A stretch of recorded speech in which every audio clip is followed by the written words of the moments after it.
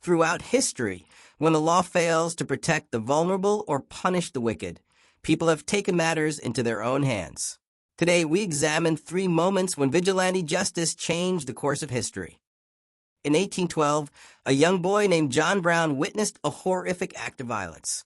After visiting a U.S. Marshal, he watched the man beat a friend to death with an iron shovel.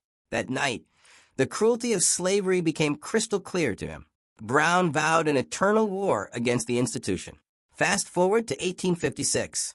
The violence in Bleeding, Kansas, and the caning of Senator Charles Sumner broke something inside the 55-year-old abolitionist. He concluded that talk was useless. Only blood could end slavery. On May 24th, Brown and his men dragged pro-slavery settlers from their homes and executed them. He was now a murderer, but in his eyes he was an instrument of God. His failed 1859 raid on Harper's Ferry eventually triggered the American Civil War, costing 750,000 lives to end slavery. We jump to 1983 in Louisiana. Gary Posh trusted his son Jod's karate instructor, Jeffrey Doucet.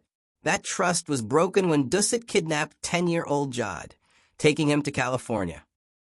Jod was rescued, but the medical exams revealed a harrowing truth. Doucet had been molesting the boy for over a year. As the legal system prepared for trial, Gary's rage festered. When he learned the date Doucet would be flown back to Louisiana, he knew his move.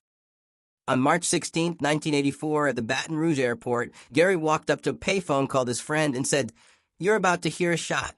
He then turned and executed Doucet in front of news crews. Gary was charged with manslaughter, but given a suspended sentence, never serving a day in prison. His rationale? If somebody did it to your kid, you do it too.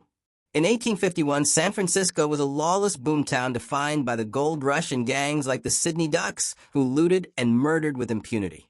Businessman Sam Brannan decided the police were worthless, forming the first committee of vigilance.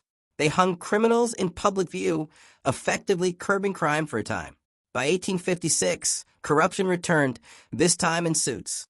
After corrupt city official James Casey gunned down journalist James King in the street, the committee rose again. 3,500 armed citizens took control, cleaned up the government, and established the People's Party. These stories are uncomfortable. They force us to ask, at what point does justice become just another form of violence? Whether for a cause, a child, or a city, these individuals chose the path of the vigilante and paid a price that echoes to this day. Thanks for watching.